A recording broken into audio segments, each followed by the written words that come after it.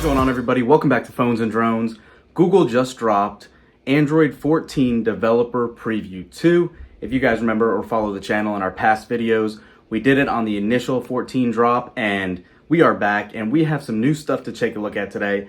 As you can see here, this update is weighing in at 519 megabytes, and this will put us on the latest version, latest patches, and all that.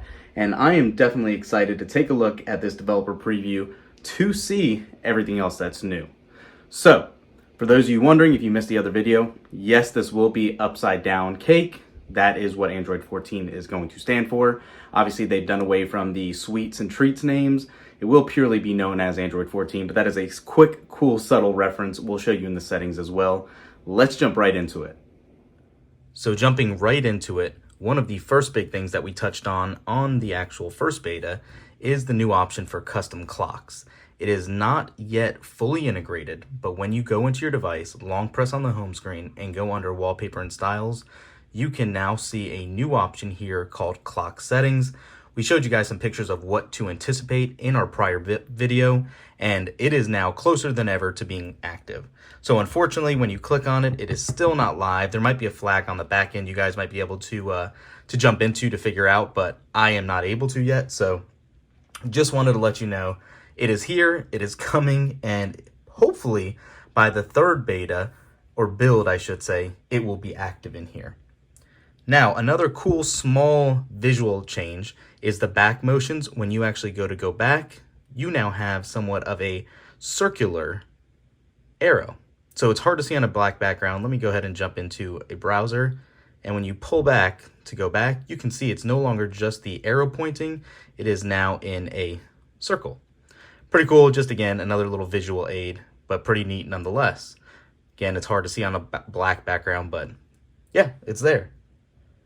Another change here is that the gesture settings have been moved into the display. So if you go under display now and you wanted to change out which gesture you use, if you want the 3 buttons or if you want the actual gesture nav, right here, gesture mode is now under the display settings. Another pretty cool one actually, while we're in the settings menu, is under battery. So if you swipe back and look for battery here, when you jump in, you now have this new option right here for the battery widget.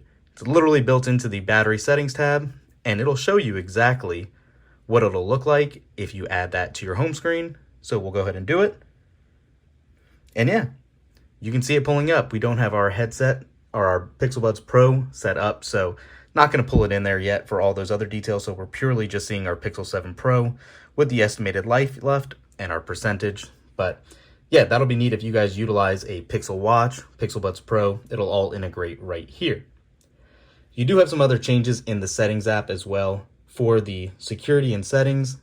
So if you go to passwords, if you go to security and privacy, you can see it looks a little different. It says device may be at risk, purely because I don't have a lock screen set.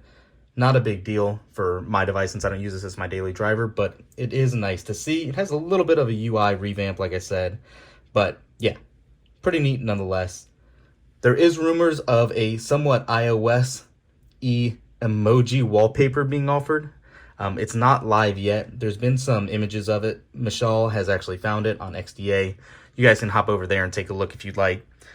But as far as this build goes, that's what we found. There is obviously another change that I will show you guys really quick.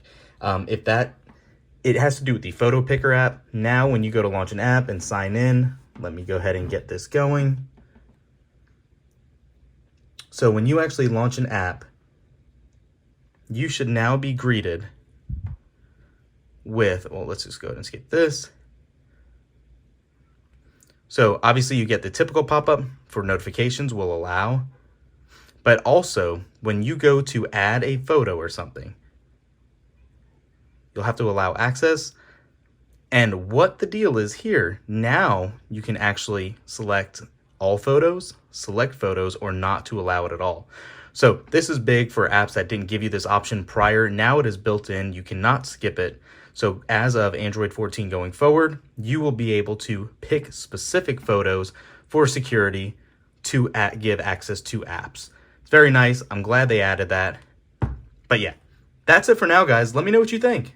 Are you excited for any of these new features? Did you find any others? Throw a comment down below. Let me know. We'll catch you in the next one. Peace.